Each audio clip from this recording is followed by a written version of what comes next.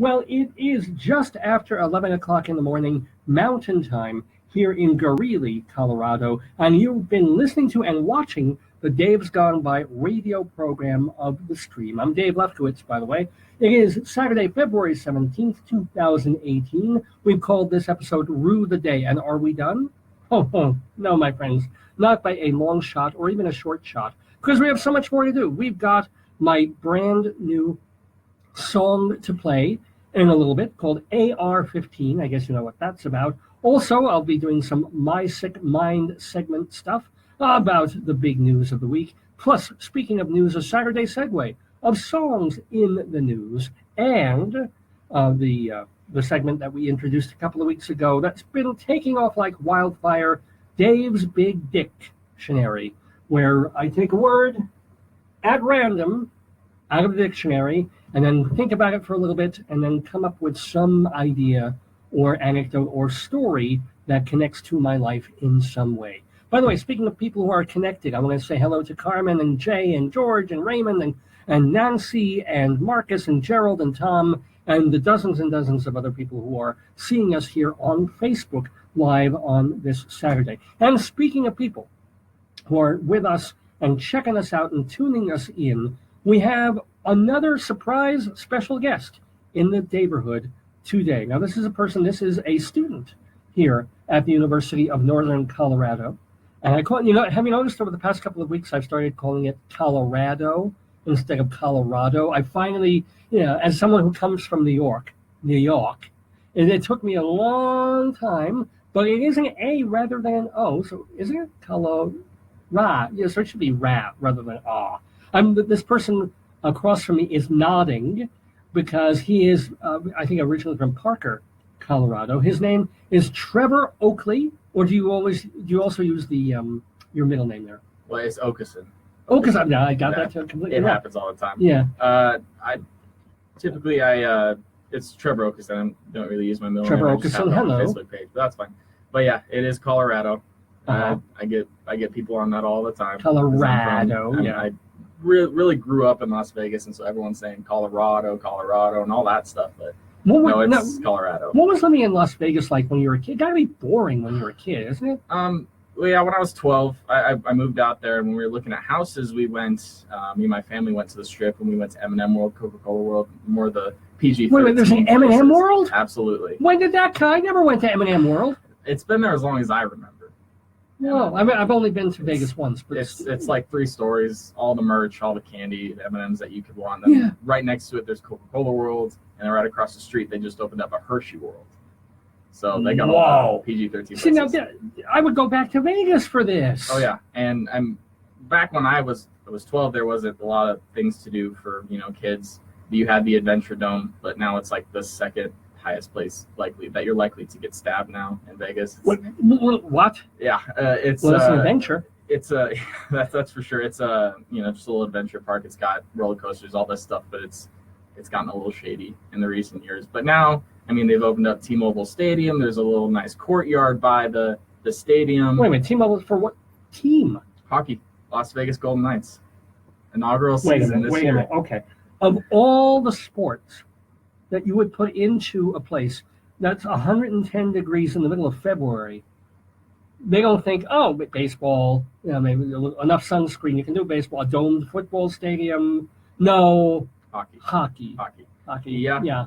I was confused at first. It became a big movement. I'll tell you what, this year, watching the games, going to some of the games, those are some hardcore fans. And it's only the first year. Yeah. Because they don't have a major sports team there. Yeah, but by the third period, the players are actually drowning.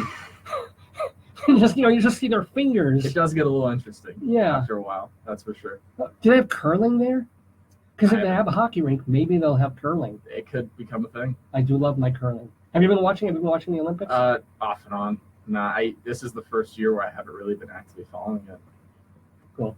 Well, you're a sports guy. Did you play football or something? Yeah, I played I just played a year. My last year of high school was high school football. Yeah. Mm-hmm. Did you get a concussion, or are you okay? No, I'm all right. Good.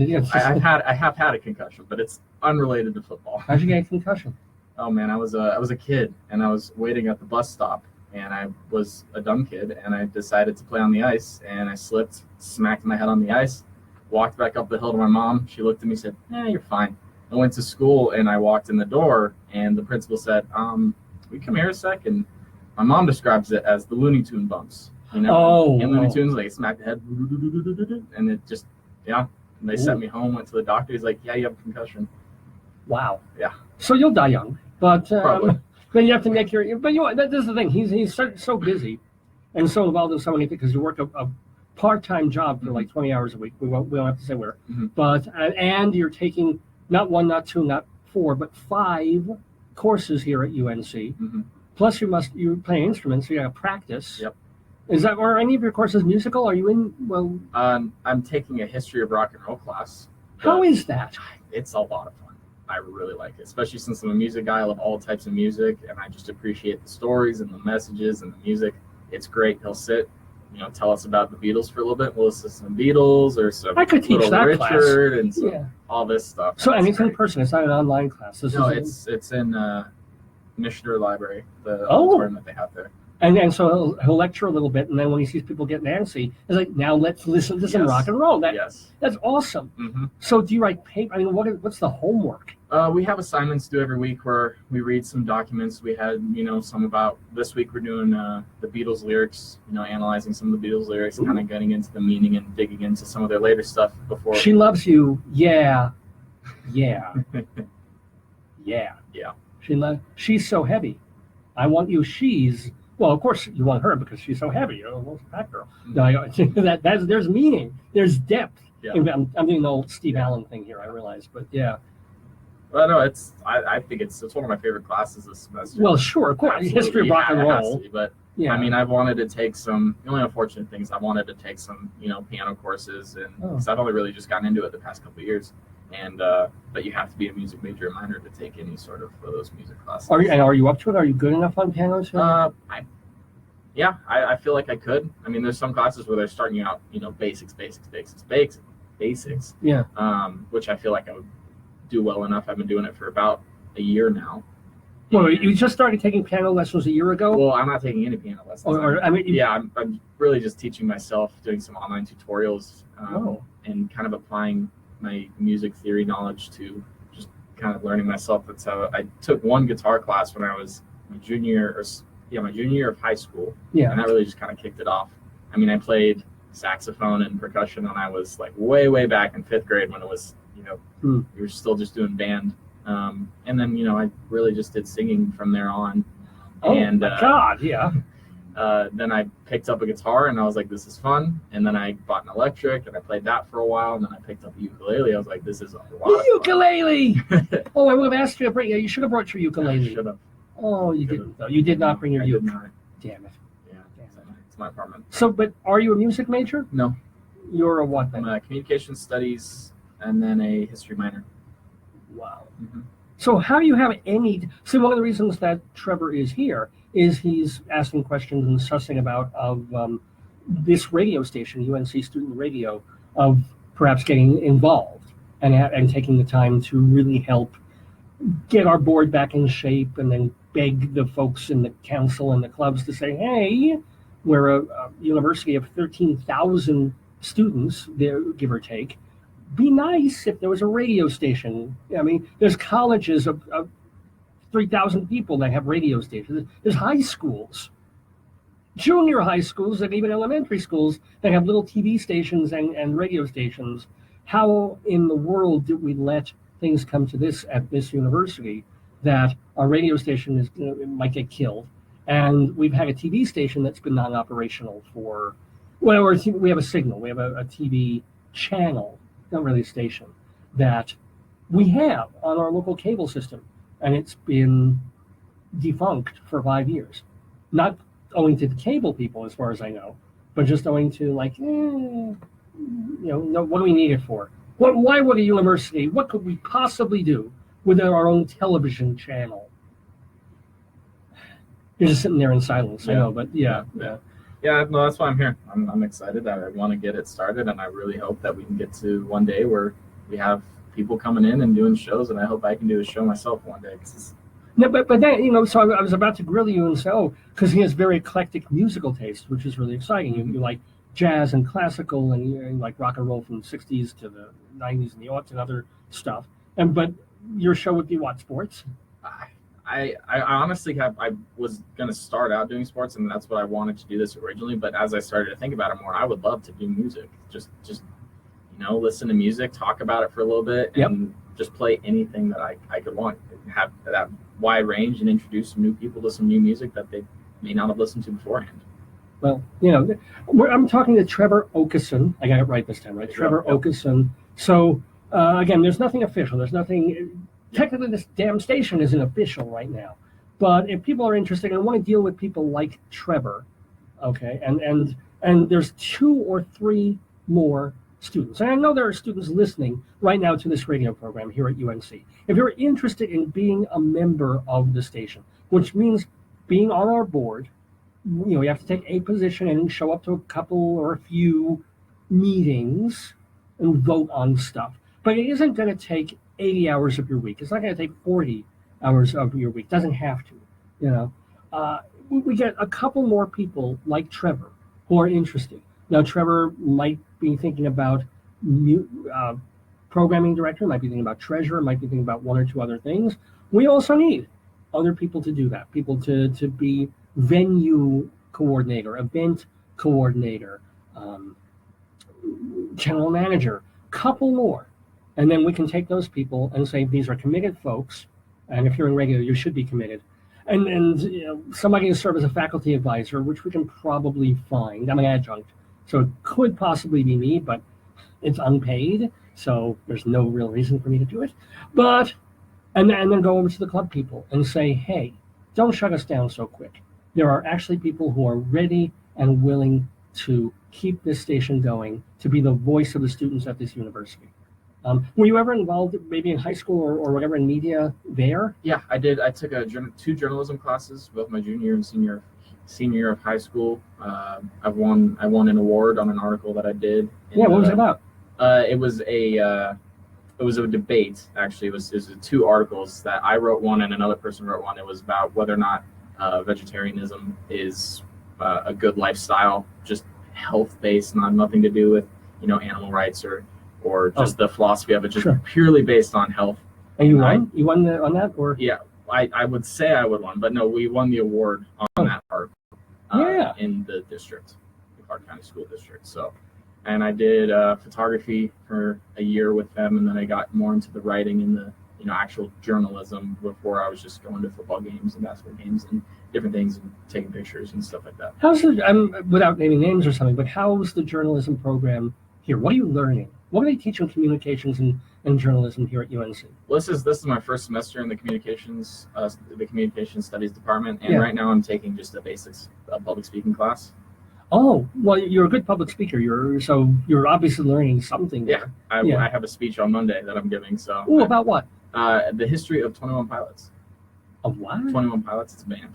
Oh, okay. Yeah, another band. It's a I'd say alt rock band. They're popular. Just won a Grammy about a year ago, actually, almost exactly. And so they are my favorite band. I've seen them live, and I listen to them a lot. You want to practice? Practice? Oh, my speech. I can turn this around, and you can practice right here. I won't put you on the spot if you don't want to, but I can put you on the spot, and you can give us, how long is your speech? I haven't practiced it that much yet, but it's about 5 to 6 minutes. Ooh, can you cut it down to 2? I can do it real quick, yeah. All right, hold on. Do you want to do it? Do you want to do it? Sure, tell us about 21 Pilots. Yeah. I don't know the band. Maybe I can try and find a song of theirs on YouTube to play. I'm sure So they're very popular now. here's actually, and he's a good-looking fella too, by the way, folks. I'm sorry about that. This in your face. I can swing it. And sorry if this is making people seasick when they're watching at home. On the side of your screen, there you go, a little better. Well, that's Trevor Okeson, ladies and gentlemen. He is a sophomore at UNC, and he is in communications. He's going to be giving this speech, part of it, a longer version of this speech about 21 Pilots. Go, Trevor! All right, so 21 Pilots was created in Columbus, Ohio in 2009. The members are Tyler Joseph, Nick Thomas, and Chris Salee. In about 2009, December 29th, 2009, they released their debut album called 21 Pilots, just self-titled album, and it focused a lot on Tyler Joseph's struggles, his depression, his anxiety, and his faith. And they toured some clubs in the local area of Columbus, Ohio. And then about 2011, after they had done some clubs, Chris Sallee decided that he was going to leave the band, that he didn't think the band was going anywhere, and he had other priorities. He brought in another drummer, Josh Dunn. And a little bit after that, they did some more shows, and then Nick Thomas, the bassist, ended up leaving. So now it was just Tyler Joseph, the singer-songwriter, keyboardist, pianist, and stuff like that, and Josh Dunn of percussion. And they released the album, Regional at Best, July 8th, 2011. And they started playing some bigger shows. They did a release album at New Albany High School, and attracted a lot of people for being an unsigned band. And then at the end of their tour that they did with Regional at Best, they sold out the Newport Musical Hall, which was unheard of for an unsigned band at the time. And they signed a record deal with Field at Ramen, which also supports Paramore and Panic at the Disco, other bands. And then that year they released an album called Vessel in 2013 that had 6 alternate songs that they had on their last album. They remade them and put them out, and that was what got them on the map. They landed 21 on the Billboard's top 200 albums, and their song Holding On To You, I believe, landed on 71 on the Billboard's top 200 for alt rock. And then they toured some shows. They ended up going to Australia and Korea and touring out there. And then in 2014, a Twitter account popped up called Blurryface, and it was confirmed to be a secret Twitter account created by Tyler Joseph, and they were dropping hints at a new album that they were coming out. And in 2015, they dropped the album Blurryface. And this album took off. If you heard the songs Stressed Out, Ride, those are all 21 Pilots.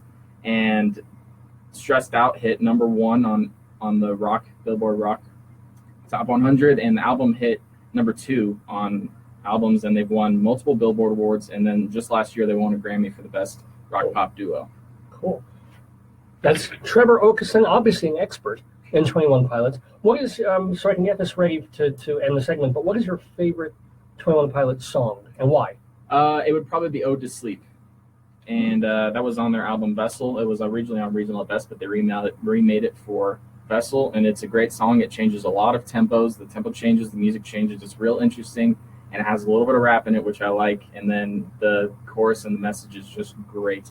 It talks about how a lot of their songs have a lot of Christian undertones, and he feels doubt and he feels depression because he doesn't want to acknowledge the fact that he is talking about God, because he believes that a lot of people will be turned off by it. But it's what he deals with in his mind, and it's what causes him. It's what his drive is. Now, let me. I'm getting the sense that you are a religious Christian kind of person. Yes, okay. How important? I mean, how much of your life does that? Because we want you to devote some time to the radio station, and now I'm getting the feeling you get to go to church every Sunday. I haven't gone to church for a while. When I was in Las Vegas, I had a church group that I went to every Sunday, and I was a student leader there for their youth group, and I was actually thinking about becoming the pastor for a little while, and that ended up falling through. But I haven't found a church out here that I can really connect to yet. Well, there's a synagogue just about half a. You can try it. It's got a Mormon place too, and yeah. It's a big part of my life, and what drives me, and what makes me want to be a good person to people, and I feel like it makes me who I am. Yeah. So let me ask you: Do you, when you think in terms of Parkland, Florida, do you pray for the victims, or do you try and do gun control, or both? Well, I definitely do believe in prayer, and I believe that a little bit of God in this country can't hurt us, but I am also on the side of action. And while I wouldn't actually advocate for more gun control, I think that you can look in different areas to make these things less likely to happen. Like how? I would say different areas. Yeah. It's live radio. I go there. Yeah. It is. I would say probably armed guards. There were cops at my high school. They had firearms. Well, they were there because you were there. Yeah. As soon as you graduated, they left. But no, I believe armed guards, metal detectors. I think you can up the security at a lot of these schools, and I do think it is a lot of a culture problem. I believe that a lot of kids aren't shown discipline, and they aren't shown consequences for their actions. And there was a story I read that the Columbine shooters, their parents never entered their room. One of the kids, the mom never entered his room, and when the cops came to search the premises. They opened the door, and everything that they had planned out was just laying out in the open. And I believe that it is a lot of fault does fall on these parents. Okay. And I will say that with this specific situation, the system did fail. Absolutely, well, the FBI 100%. failed The on system some level. did. Yeah. The system did absolutely fail. There were multiple reports that should have popped up the red flags in the current system that we do have that says this person should not own a firearm. But here's the deal. If I go on YouTube and click on almost anything, or on any website, be it Fox News, MSNBC, Breitbart, doesn't matter, and I start reading the comments, I would send cops to the houses of like half the people who are commenting. Yeah. You can't do that. Yeah. I mean, it's just people get mad. They post weird stuff. Absolutely. But there's going to be people like that for anything, I believe. There's always going to be weird people. Well, yeah, you're looking at them. Absolutely. And there's always going to be people who act on emotion. That's a lot of what people do, and that's a lot of what you see after these things happen is people do call for this gun control. And I'm not saying that the conversation should not happen, because a lot of people are saying, let's wait, the victims the bodies aren't even pulled yet. A lot of people do say that, and I do think that there is a conversation to be had. But what is happening is you have a lot of people who are in an emotional state, understandably, that are pushing for this without any evidence or any actual policies to push. They said, we just need to stop this. And well, we can stop selling bump stocks. We can stop selling semi-automatic or certainly automatic weapons, as opposed to a hunting rifle, as opposed to a pistol that can get off 5 shots if you're afraid of something, versus something where you can kill 17 people in 3 minutes. Sure. And there are a lot of things that I do. I own an AR-15. I do. Oh, you own an AR-15 rifle? How old are you? I'm 18 or 19. Sorry. So you cannot drink. Yeah, I mean, maybe you did, but you're not allowed to drink until you're 21, right? You cannot rent a car. Yeah. But you have something that can get off how many shots? 10, 20? It's a 30-round capacity magazine in most cases. I don't exactly know the fire rate off the top of my head. So if there are police watching, his name is Trevor.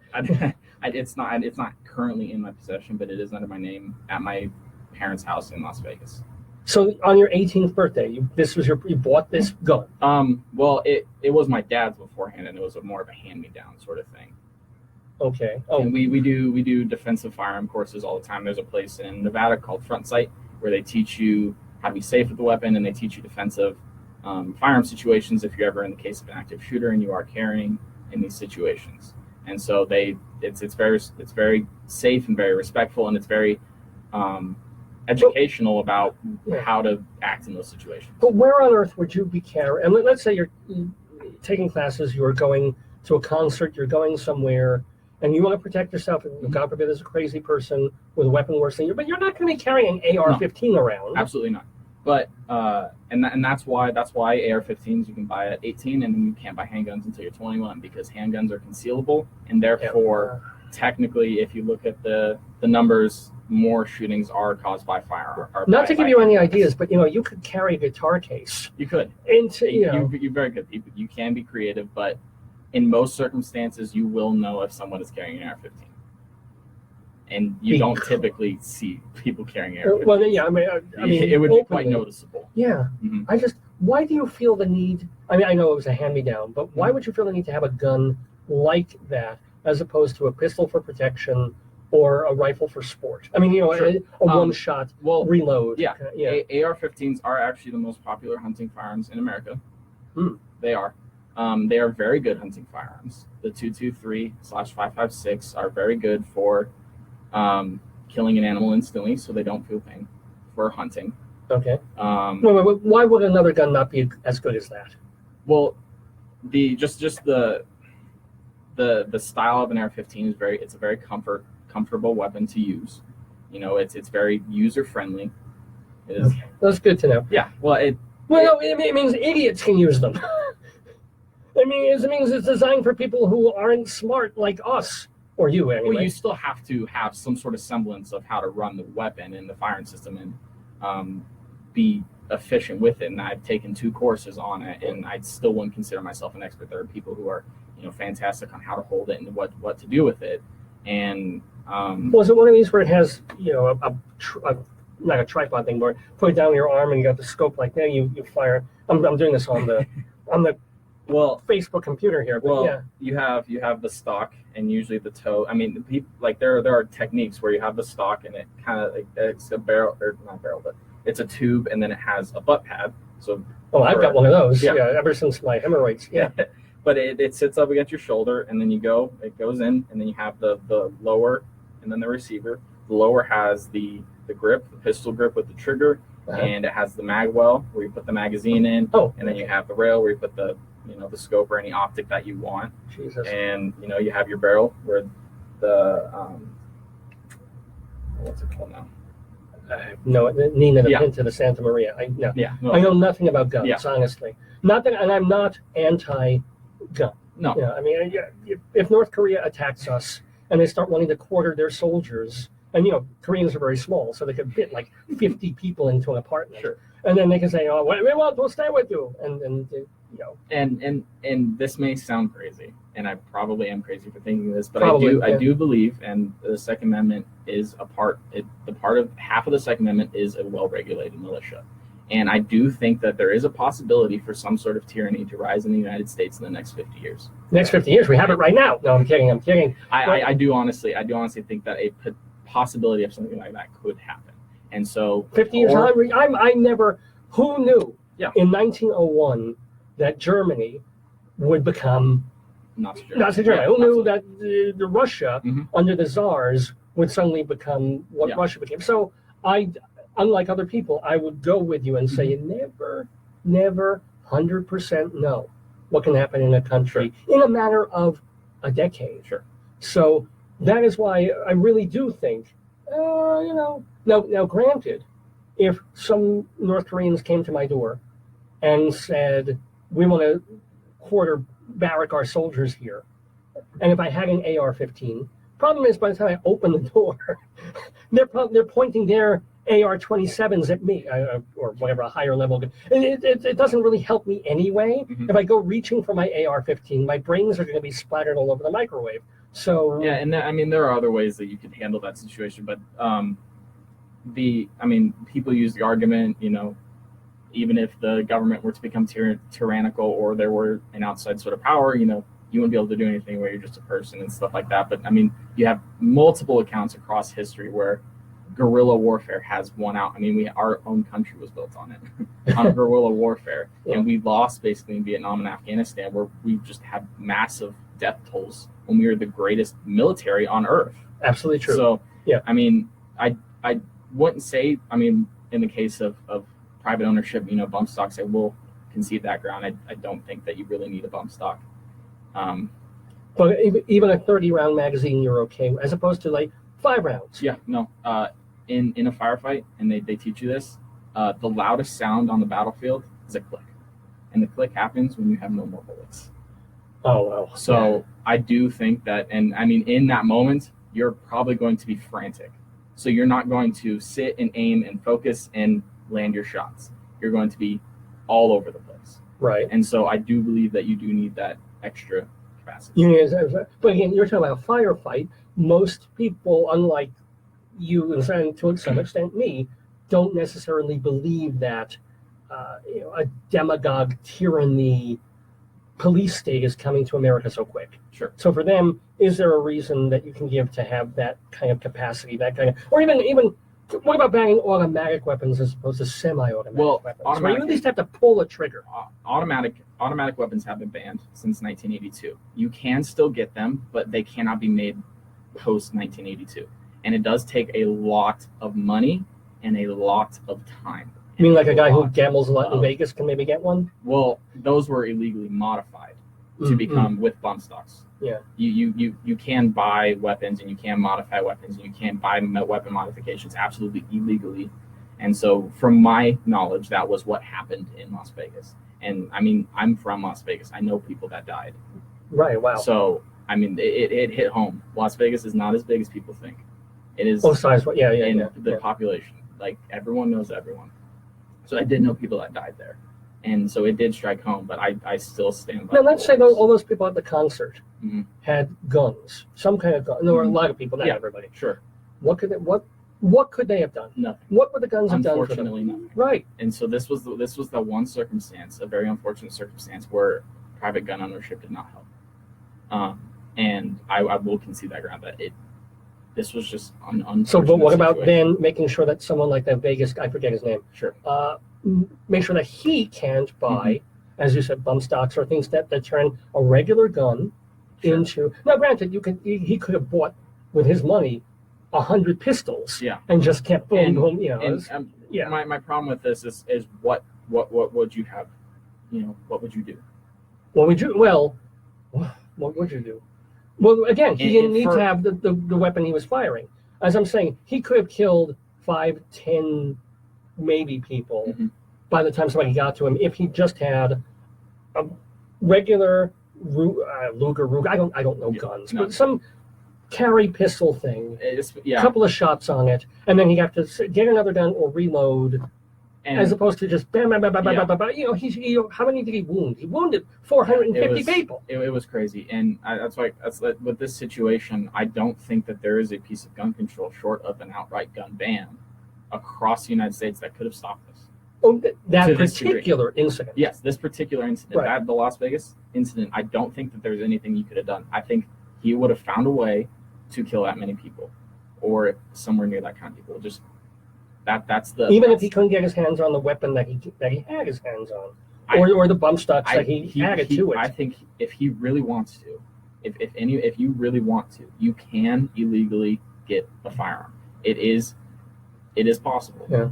And I mean, that's fine. If I wanted heroin, I could get it tomorrow, I guess. If you have the motivation, you can illegally purchase a firearm and do damage with it.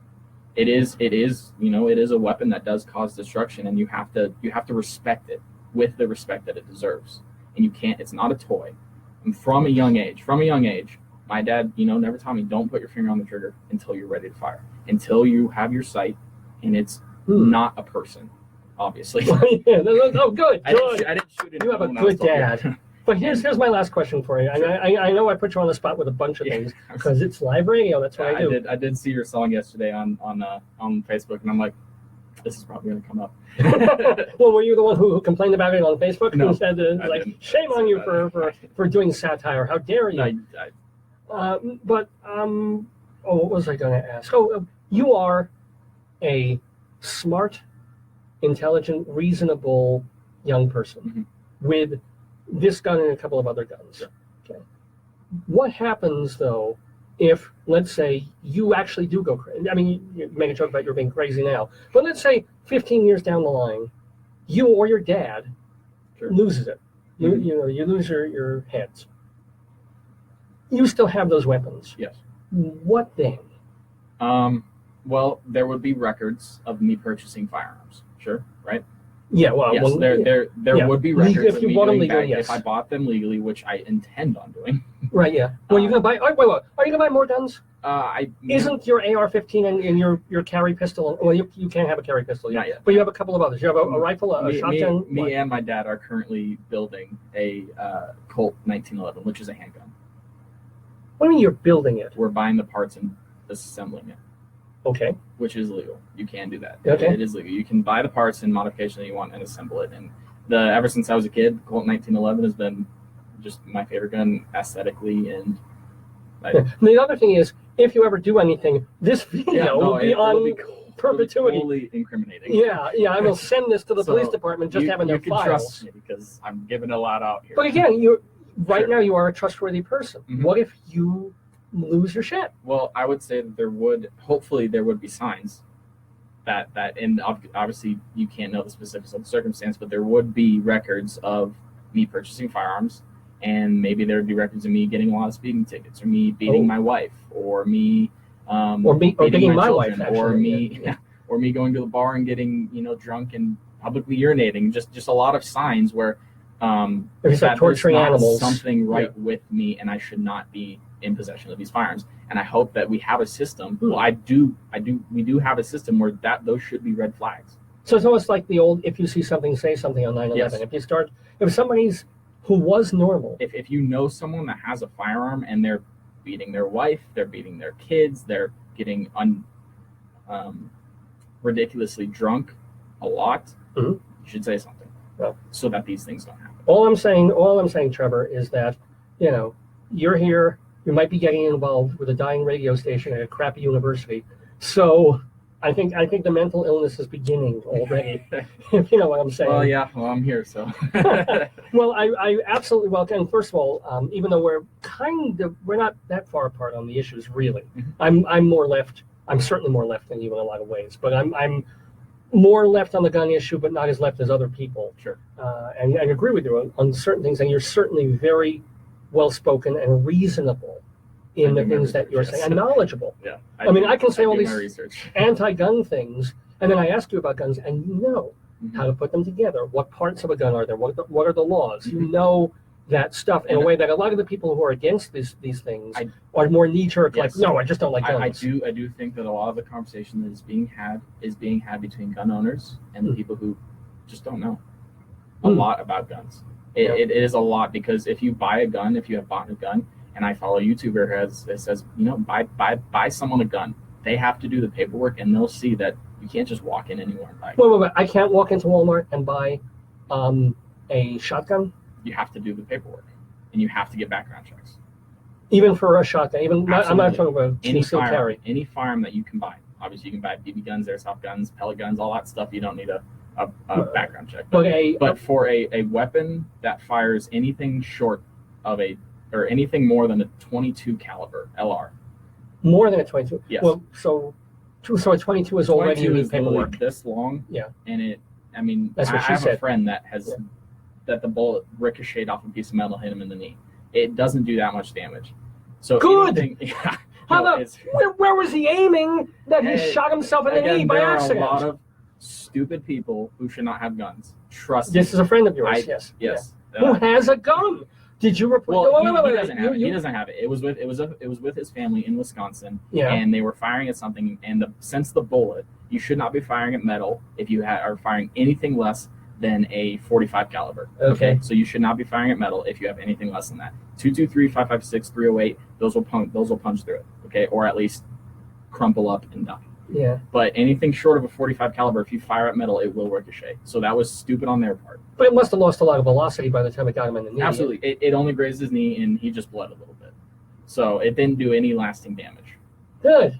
So anything more than a 22 LR, from my experience, there probably are places where it would be very rare, in my knowledge and my experience, that you could get a weapon like that without a background check. Oh, okay.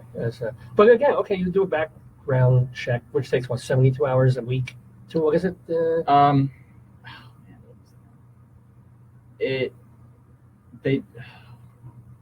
I don't have the number off the top of my head. I don't. Okay. So I'm not going to guess. But if I were to go into Walmart and I wanted to buy a gun, I have to fill out some paperwork, and then I would get a phone call saying paperwork's done, you're good. Come in and get your. Yep. Could I buy an AR-15 at Walmart? I don't think they have AR-15 at Walmart. Okay. Or what's the other one? The tech. Something. I know they have. I think I've seen them at Big Five Sporting Goods. Really? Which is interesting. I do believe that guns business should be done in the hands of people who own. Oh, that's right. What stores. about these gun shows where people can get? Do you have the same paperwork? From my experience, absolutely. Oh, okay, I've seen multiple videos, and I've seen multiple podcasts, and I've just seen multiple articles. Absolutely, 100% debunking the gun show, quote unquote, gun show loophole. I've had my dad. I went to the Tanner Gun Show here in Colorado a couple years ago. My dad bought a firearm for my mom, concealed carry firearm for my mom, and we absolutely did fill out paperwork. I'm so not messing with your family, I'll tell you that. No, do not go to my house. It is not good there. Yeah. That's also my friends always say, if there's a zombie apocalypse, we're going to Trevor's house. See, well, I have a pair of nunchucks. That's about all I've got. You know what? You're safe. Anyway, Trevor Okeson, it is a pleasure to meet you. It's a pleasure to have you in the neighborhood, and perhaps we've got some stuff to think about. Perhaps a pleasure to have you as part of UNC Radio going forward. We'll see what happens. But best wishes to you. Best wishes to your well-armed militia. Do you have the basement with the canned food that'll last 25 years? No, and the masks. Don't have that. No, are you working towards it? No. Well, I do think that you should be prepared in the event of disaster, because you never know when something like an earthquake or a tornado can happen, or even a blizzard. So it is not a bad idea to have some sort of rations. It's always I have a blow-up hooker doll just in case. Always. Yeah. Anyway, Trevor, a pleasure to meet you. And we are actually let's play this. Here's a little song in your honor, and we welcome you as a new friend of the neighborhood.